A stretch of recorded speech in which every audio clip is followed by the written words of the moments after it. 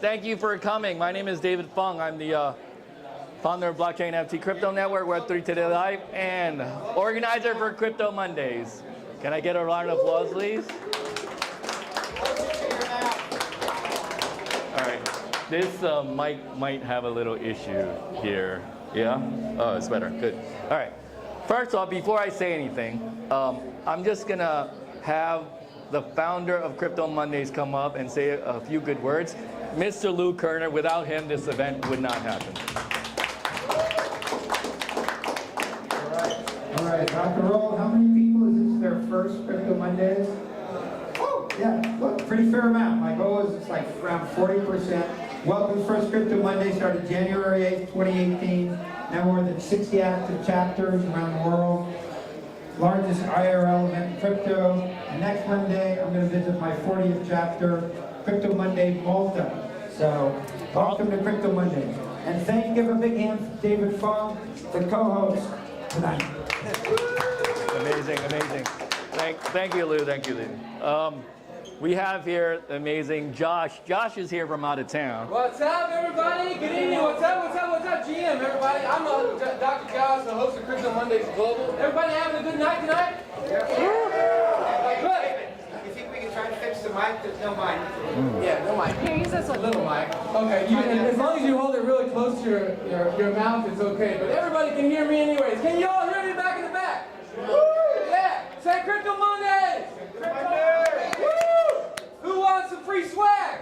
Yeah, all right, good. I'm here tonight, first of all, to say if you're not part of Crypto Mondays, make sure that you go to CryptoMondays.io and sign up. If you want to participate, we definitely need volunteers all around the world, over 70 chapters. And right here in New York City, we can always use your help and support. If you want to start your own chapter somewhere, then please do. Get in touch with us anytime. You can come check out all my interviews on Crypto Mondays Global on YouTube. You can check us out each different city on socials and things like that. Here in New York City, we obviously have a great hub with great people, amazing speakers every week. I'm super excited. I go all around the world. I go to conferences and I interview people and they give me a bunch of swag. Swag! And, you know, in crypto, we all love free swag, right? Yeah. So I got a little quiz here for some free swag. You guys ready? Yeah! All right, good. I thought people loved free swag. Okay. First up, a Coinbase coffee cup. Oh, no. Coinbase coffee. Okay, so whoever the first person that can answer the question correct. What color is Brian Armstrong's hair? Oh, who got it? Here, pass that back to the gentleman in the back there. Yay, everybody! All right. Next one. What do we got here? We got overnight kit, Ethereum overnight kit. Right? Ethereum overnight kit. Okay, who can tell me the other two co-founders besides Vitalik Buterin of Ethereum that made their own blockchains? Joe Lubin. Who said that? I said who made their own blockchains, bro. Charles Hoskin. That's right. That's one. That's one. There's another one. Raise your hand, raise your hand. Go ahead. Send it to Ryan, all the way in the back. Who else has a name? That's it, that's good. That's it. What about Gavin Wood? Wasn't he on there? Polka dot. You would? You get one, bro. Oh. Don't destroy the venue. I need this venue. And one for Liou, because he needs it for Malta. And he got the question right. You know, the guy that's done 500 freaking crypto events and 300 blogs. You can check out his blog online. What a surprise that he got it. Okay, who wants an old Ethereum back from 2 years ago with still some ecstasy in it? No, that's mine, y'all. I'm sorry. Okay. Roku. Anybody heard of Roku blockchain? Anybody heard of Roku? Roku blockchain? Good, because it doesn't exist. All right. Somebody in the crowd just gets that for free. All right. Last but not least, we have a book written by Satoshi Nakamoto that gives his private key. Anybody want that? Okay, come talk to me afterwards, because it's actually my book. All right, and last but not least, we have a dirty hat that says Gemini. All right. There we go. Yeah, I'll just give you guys more. This guy. All right, we got Gemini up on the stage, of course, right here, and he's probably going to talk about their new wallet.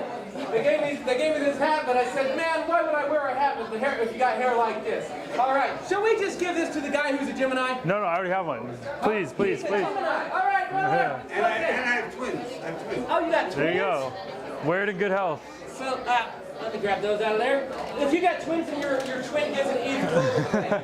Oh, I thought that was last, but last but not least. Okay, Ethereum bag. Ethereum bag.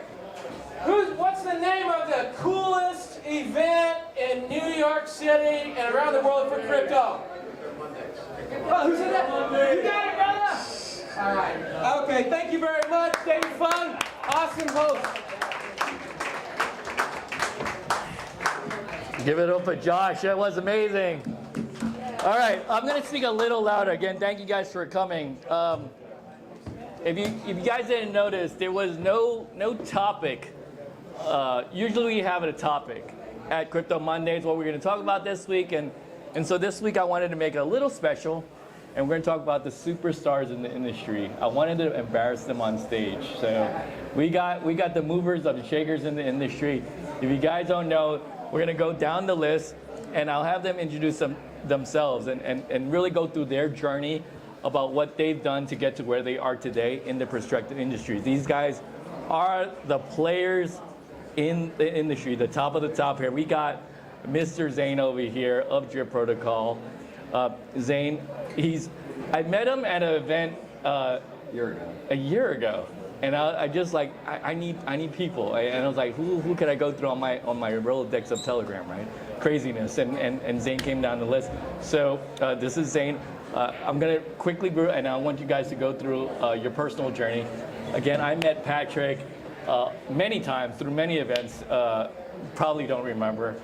From institutional events to pub key events, we've met. So Patrick runs institution at Gemini. Sorry for the Coinbase swag in the beginning. I'm like, oh god, okay. And of course, Miss Charlotte Siller. She hosts amazing events. We'll talk about her journey as well. One of the most prolific investors in crypto today, and then stuff. So we'll go down the list again. We're here to embarrass you about your journey and how you got to where you are today. Tell us about what Drip Protocol is. You're doing a great job. Yeah. Okay, movers and shakers. I guess I'm the first one. Yes, you are. So, yeah, I'm Zane, or Z, or Big Z as I'm known online. He didn't let me put a picture up. I was like, what? Right here. Picture's right here. Also, yeah, there's a little typo, but we'll forget about that. Oh gosh. On protocols. But yeah, so I started in crypto right after COVID, honestly. So I was working in traditional finance for a long time. Always kept my eye on crypto, but I think COVID really made it look like there's some outsized opportunity here, especially for somebody who knows a little bit about how exchanges and stuff work. So No, you're talking. You're talking. No, this is more important. So yeah, I started in Solana, of all places, 2021, and I've been building in Solana, working on Drift Protocol with 3 other lovely co-founders who maybe some of you know. Who are these co-founders? Not usually. David, Cindy, and Chris, and then myself. We are the Fantastic Four, as we joke about. So we're each one of the Fantastic Four superheroes. And yeah, we've just been building in Solana through the highs and the lows, and then the highs, and then the medium, whatever you call this right now. And A little low right now. Yeah. It's Okay. But yeah. What does your protocol do? What does our protocol do? Should have started with that. What is Drip Protocol? Yeah, Drift Protocol is an all-in-one exchange, which means anything that you can do in DeFi and separate apps, Drift is trying to do all under one hood, which means that you can do your trading and do your like lending on stablecoins all in the same place without having to hop around between multiple DeFi apps. Yeah, and we're just trying to build like the most capital efficient, but also most risk conscious exchange out there, and Solana is the place to do that, I think. All right, thank you. Now we got Mr. Patrick. Thank you, David. Thanks for having us. Hello, everybody. My name's Patrick Liou. I'm currently at Gemini, and I work on the institutional sales and trading side. So, you guys might be familiar with Gemini, the exchange product, but we want to be servicing institutions across different services such as custody, trading, staking, and derivatives. We also have an OTC trading desk that people are probably more familiar with the exchange product, but that's also a side that we focus on a lot. A little bit about me. I also started my career in traditional finance. I was at BlackRock for close to a decade as a trader. I traded index equities, fundamental active equities, as well as foreign exchange. Like many of you here, I'm sure, I caught the crypto bug and made the transition full time.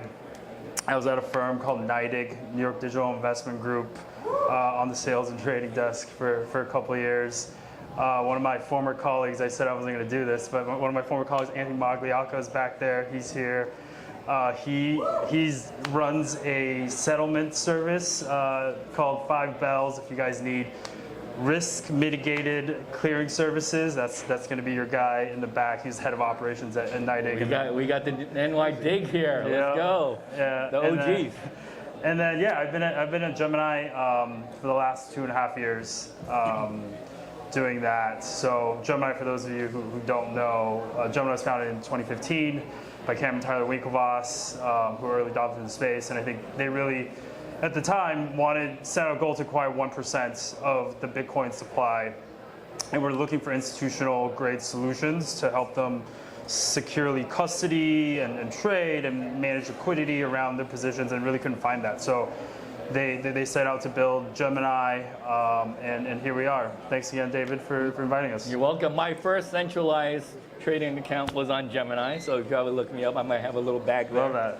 All right. Next we up Charlotte Siller. Hi, I'm going to use your microphone. Okay, sure. Otherwise, I'm going to be talking. Is that Here, I'm just going to pass it to you.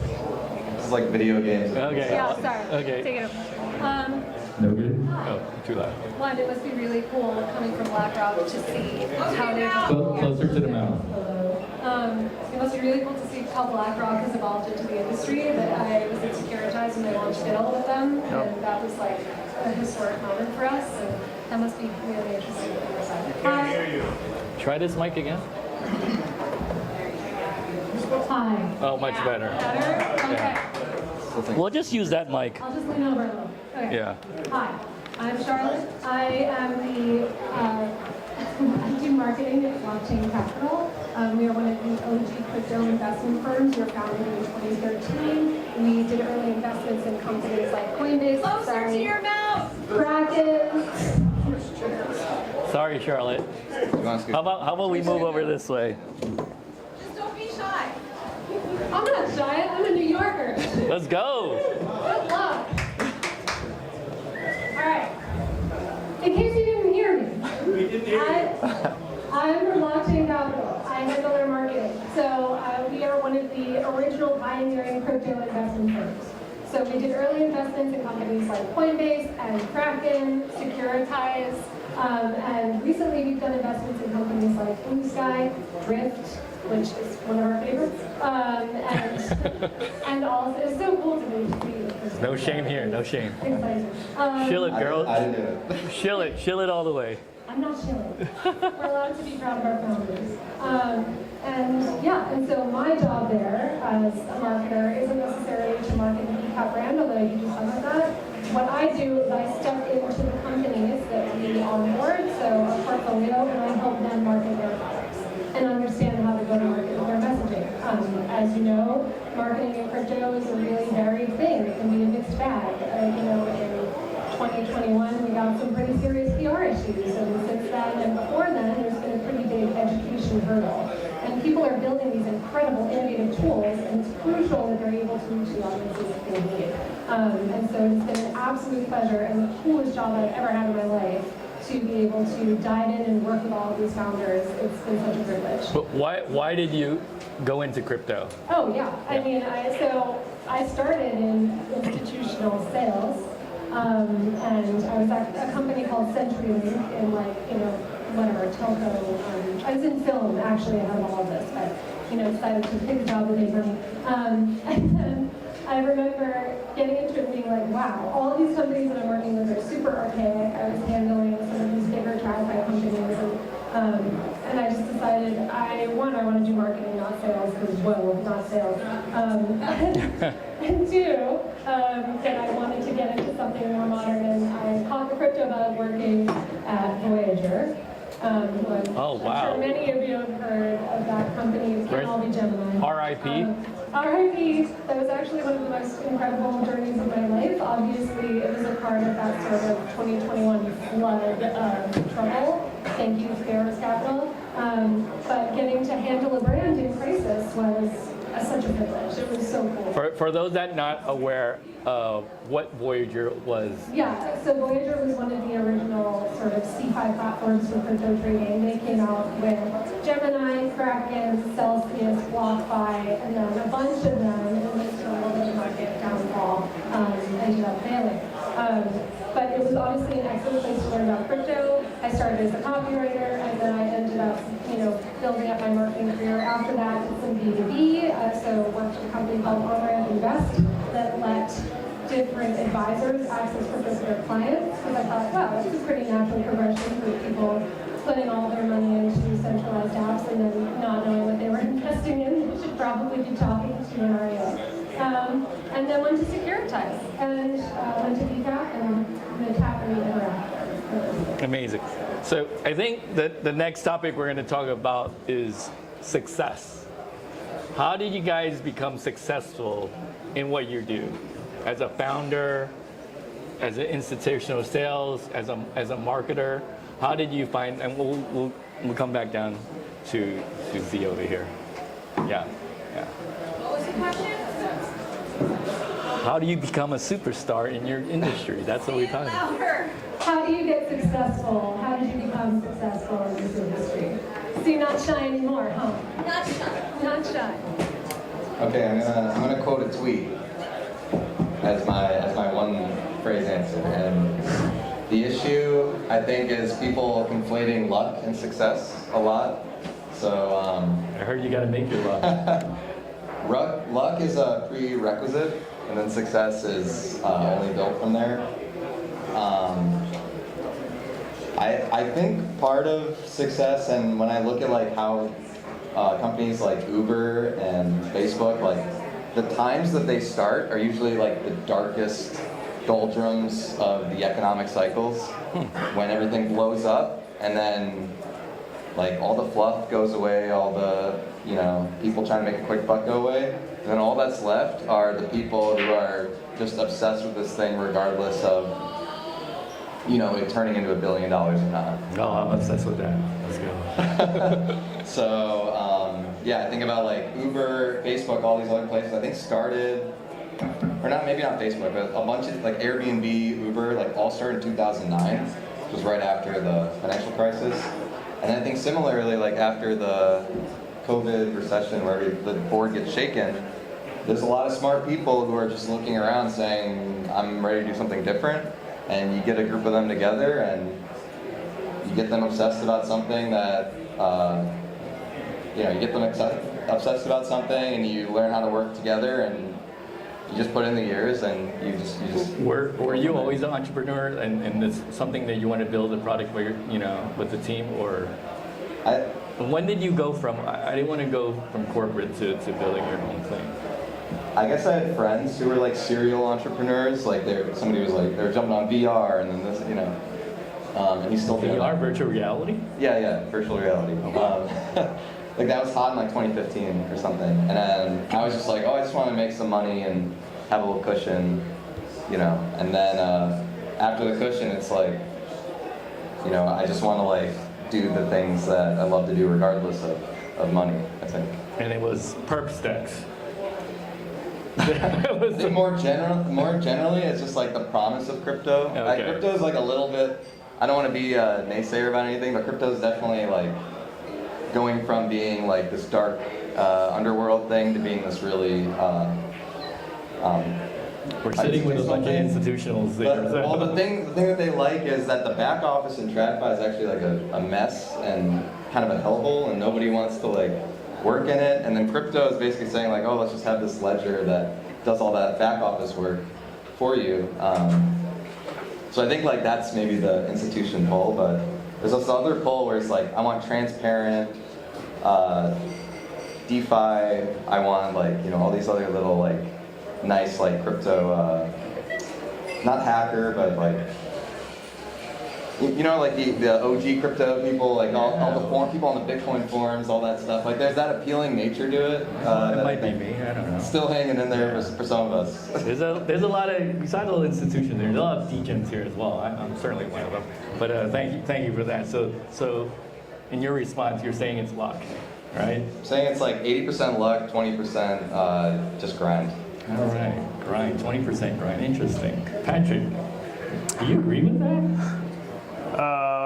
Yeah, I mean, I think part of like how you define it's like going through the grind and going through the tough times as we did with the bear market that makes some of this stuff taste even sweeter. Like I think at times there's probably people just like, what am I doing here? Like, you know, making a switch from TradFi into crypto.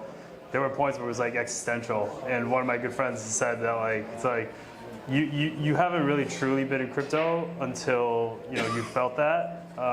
So I think that's how your conviction really gets tested, and if you're able to overcome that and kind of few things kind of go your way, right? Like that makes it even sweeter.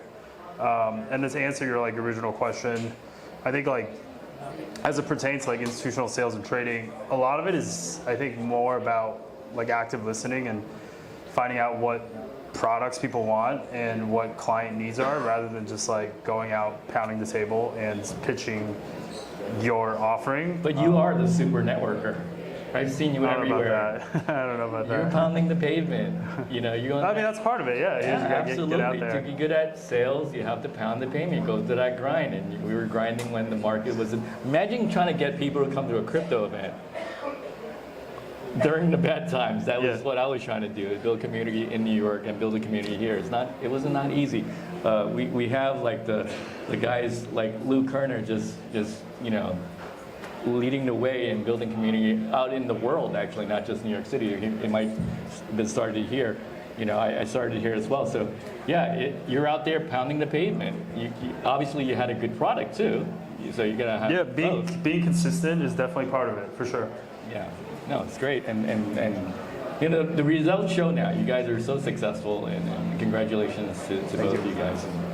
And you know, what about you, Charlotte? What makes you such a superstar? Well, how do people get success in this industry? I would say, like, at least for me in marketing, it has been remaining consistently open-minded. There's a lot of innovation, and I think that when you're looking at the way that you're speaking to your consumer, or even if it's, you know, B2B things, you have to always be thinking about how the narrative can shift and change. This is a very new industry, and so we tend to get mired in the old way of talking about stuff, and there's a healthy balance there. And so that's really been helpful. But something that I have tried to be myself, and that I see in a lot of my really successful founders, is you have to be relentless. You have to just be totally driven, and you have to not take no for an answer. Like getting you as a speaker on my panel. Yeah, I'm a busy lady.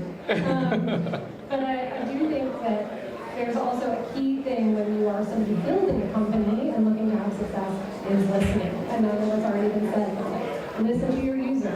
Listen to the people that are using your product. That is the best way to have success. It's very easy, especially in marketing, to get into a position where you're only in the silo and you're thinking about how things get scheduled and how things go out and what you think the coffee sounds like and all of that.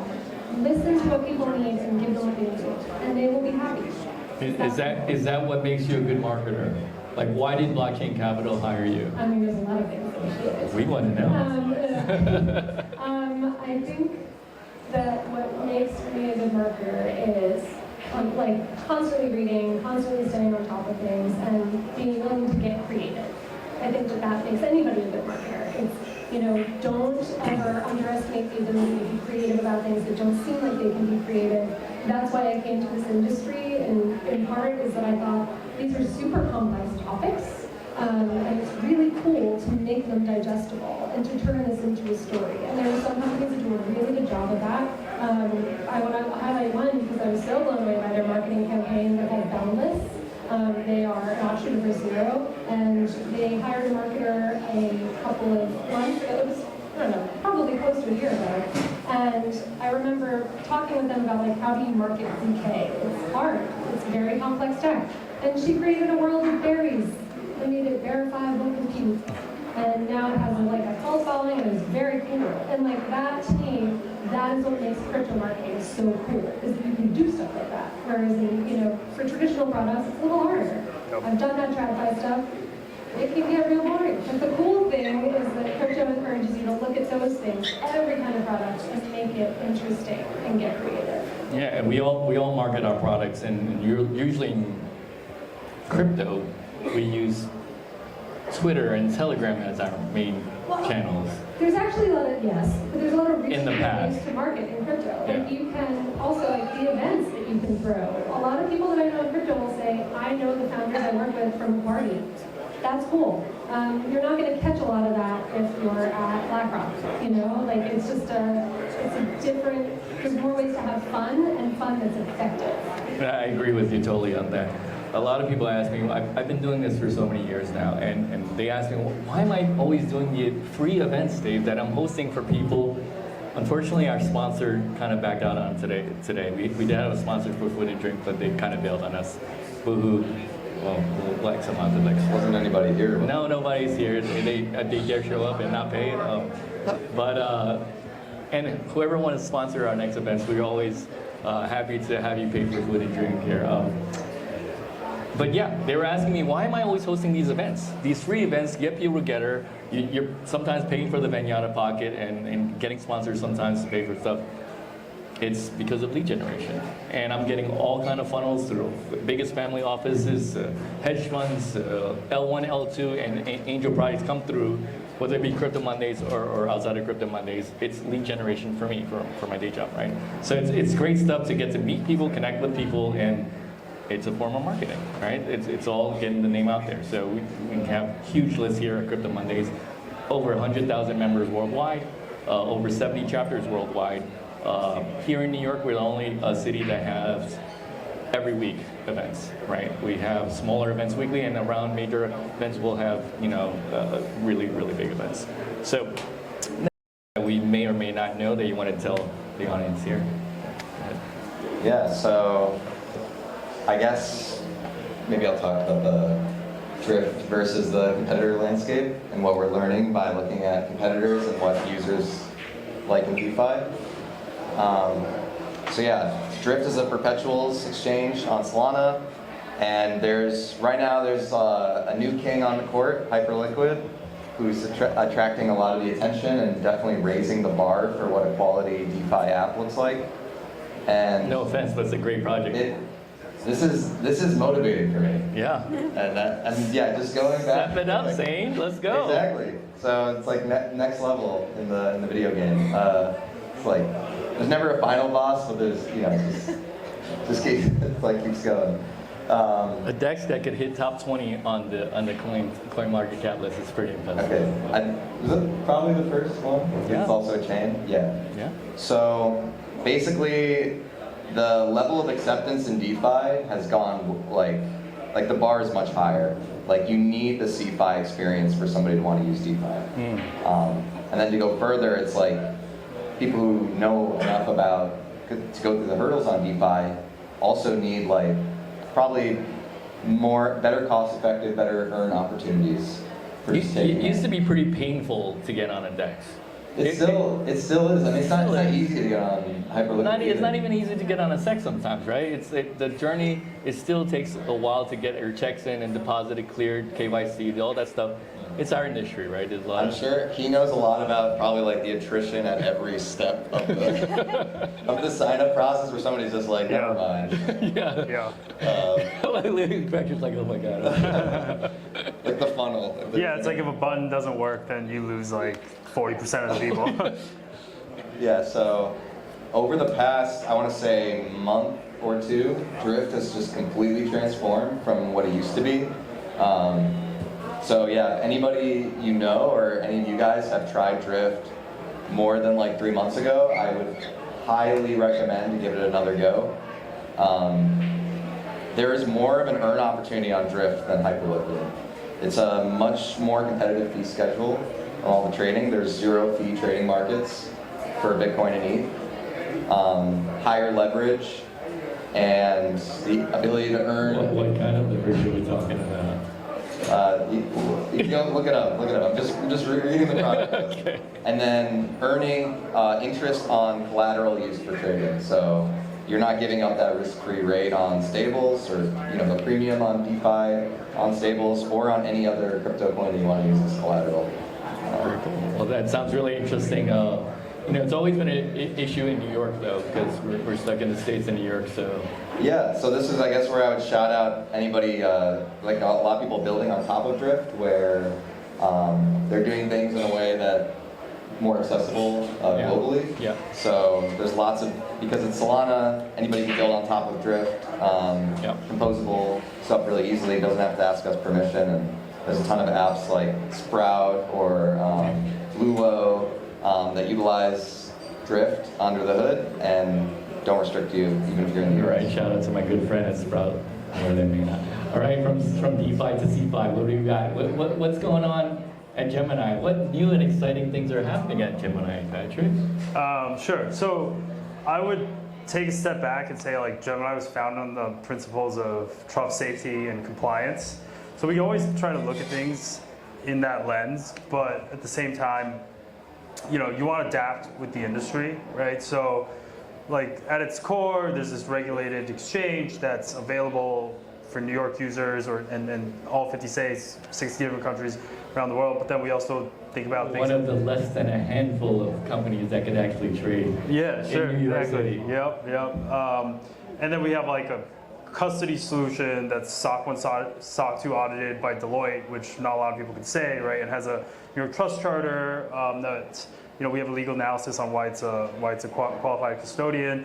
That's kind of like the bread and butter. But then then you think about okay, off those fundamentals and roadblocks, how do you make things, create products that are interesting for people? So a few things to highlight.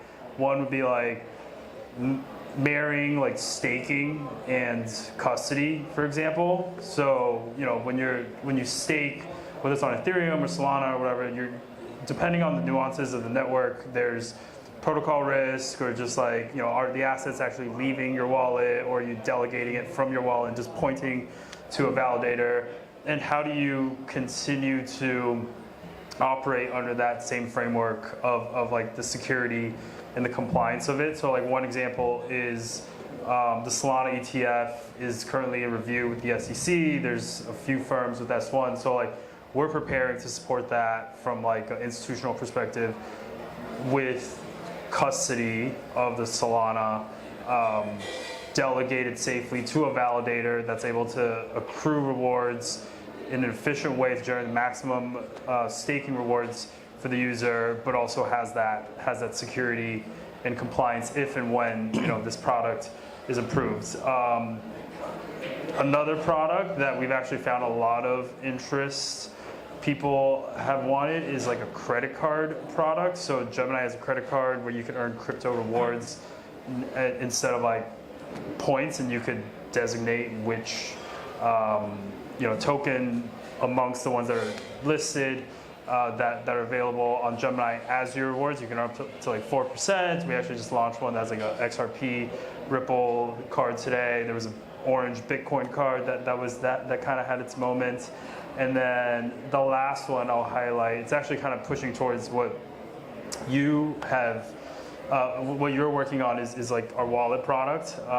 It's a self-custodial wallet. It integrates with different decentralized exchanges, lending protocols. I was actually wondering if you've talked to anyone from Gemini about that. Yeah, probably, yeah. So like good right now. yeah, like like natively integrating those things, right? Like GMX is one that's like natively integrated right now. So a lot of those like frictions and onboarding, just having like, okay, you have a Gemini account, you could easily claim it's built on ETH, so maybe we'll see. But you could claim like a username under that, and then just within a few buttons, it takes you to a decentralized exchange or a lending protocol that you can use.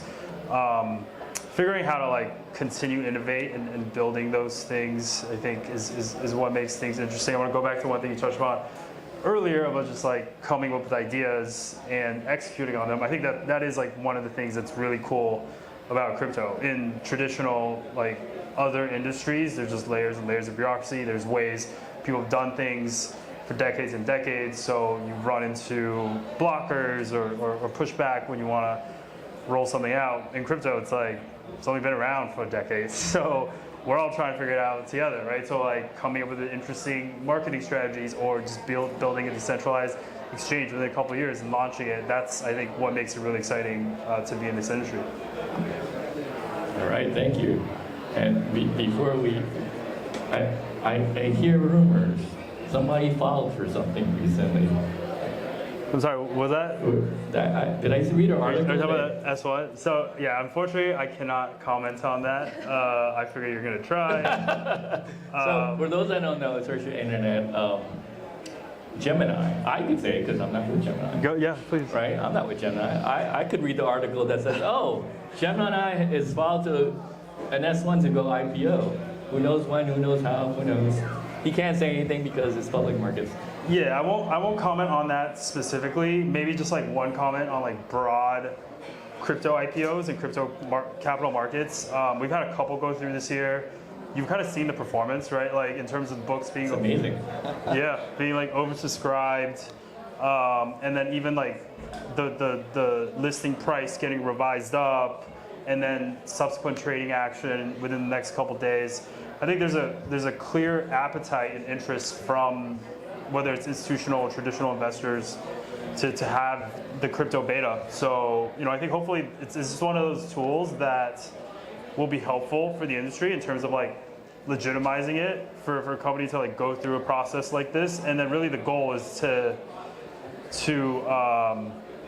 be able to have resources to like scale and continue growing, continue building. So yeah, it'll be interesting to see. No, it's exciting. Congratulations to you. When I saw that happen last week, I was like, oh man, I'm getting him on a panel. It just felt last week. Oh, perfect. Good.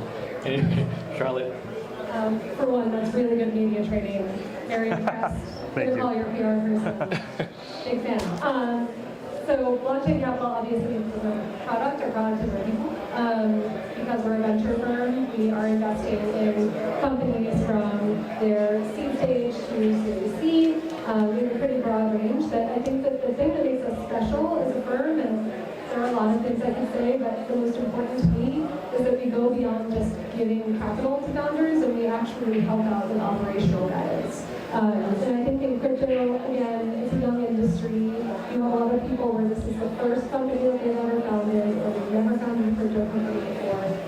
And I think that often that guidance can make or break projects. I think that especially having worked in companies where sometimes you find operational deficiencies, where you're making an example, and you look and say, oh, if only like somebody would know, if only somebody had told this, young CFO that maybe this wasn't a good idea.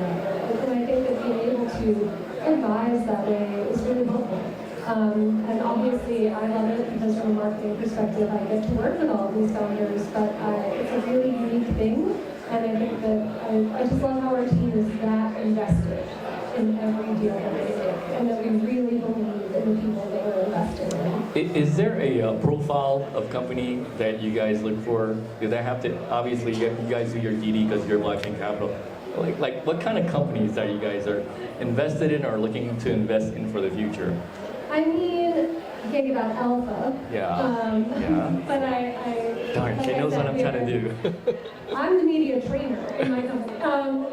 I mean, obviously we're going from C to Series C, so it's a broad range. I think that actually one Yeah, of our some companies just specialize in angel or A, and then you run the gamut. You go all the way to pre-IPO. And almost all of it. And I think one thing that I would recommend reading if you want guidance on that question would be one of our investors, actually his partner now, Yuan. He wrote a really great piece on what we look for, especially in seed stage founders. And I highly recommend it. If you want to read it, let me know. I will give you the link. I'll show you his Twitter. But there's a lot of really great qualities that we look for in founders. Tenacity, a willingness to be flexible. So there's just a lot. And so I'd recommend reading that and speaking to our investment team. Amazing. Can I Well, piggyback on that? yeah, go ahead. So one of the founders has to be a little bit delusional. Yes. That's my personal opinion. I'm not saying that for feedback, but that's true.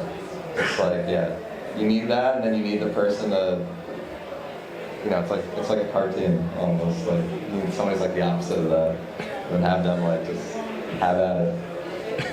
What kind of cartoon? I think that there's something to be said for getting into an industry that's this nascent. You have to be willing to shake shit up.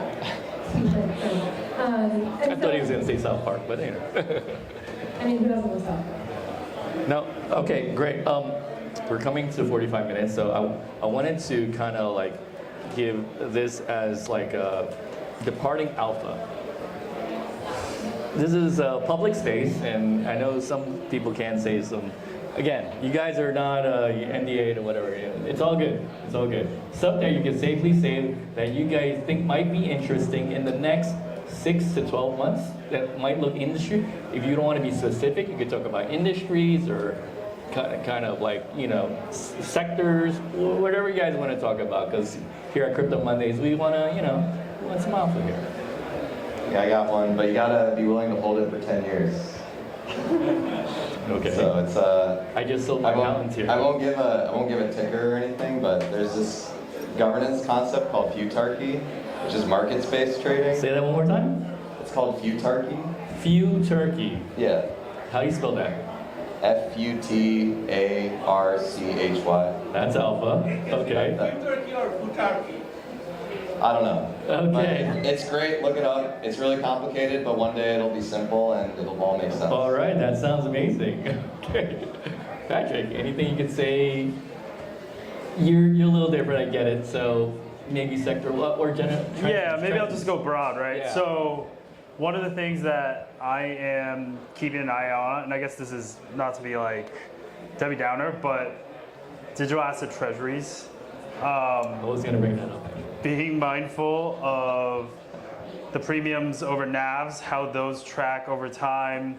And They're all 2x right now, right? About there's some that are at a discount. So then it's like, how do those come back from that? What are the mechanisms? Do they do share buybacks? Or is there interest to fundraise for share buybacks, or do they just sit at a discount for a persistent time? Does that have similarities to GBTC, etc.? But then on like the flip side, hearing, I guess, chatter of, foundation-backed treasuries being launched. Do those have a or their moment with it, given some like where the source of the funds are coming from? That'll be interesting to see. And then the last thing I'll say is, so you're really telling us to be careful. be careful. Be yeah. careful. There's- Do our super DD. If it's over 2x, even be more careful. Yeah. I think that's Just to give some, all these treasury companies right now, all these strategic reserves, all these, crypto digital asset acquisitions. I hear, I was just fish for I know one coming out recently, but they're all running about 2x. So if Bitcoin's total assets is $1 billion, their ticker is trading at $2 billion, right? So that's what we're talking about.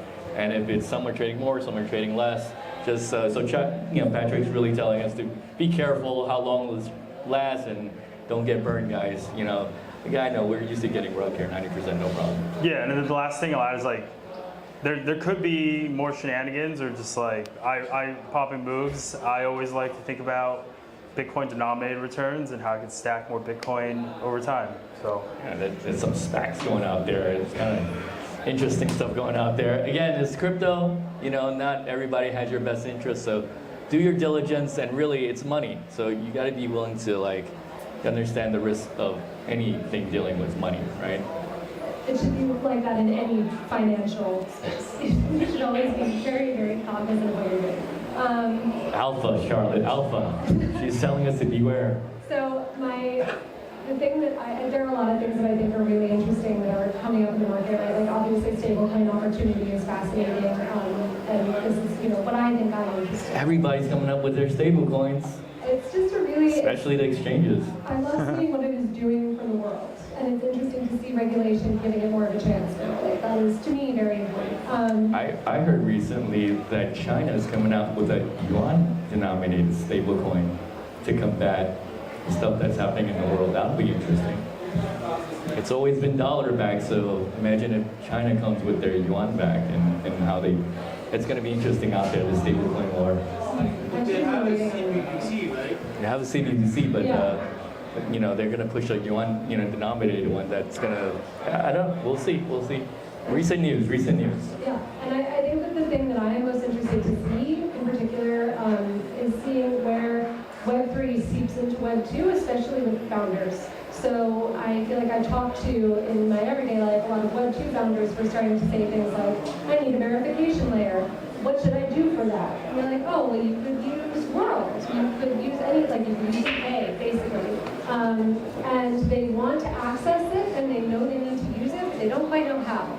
And so I am really interested in seeing how the founder pool grows over the next couple of years, and the way that we find, especially, marketing, especially, how that seeps into the Web2 space. There's a lot of Web 2. You mean like real world companies? I love how we call things Web 2 and Web 3. You know, regular people in the real world with regular companies that have real businesses that want to get into the crypto I sphere. think what I'm looking forward to is the crumbling of that barrier, and especially in marketing, there is a lot of discourse right now on Twitter, X, whatever you want to call it, and they're talking a lot about how we built a lot of language redundancy in this industry, how we call things, like staking versus deposits or whatever. Obviously, there's nuance there, but there's a lot of language that doesn't need to be the way that it is. There's a lot of ways in which we eschew, like, Yield versus interest, API versus this.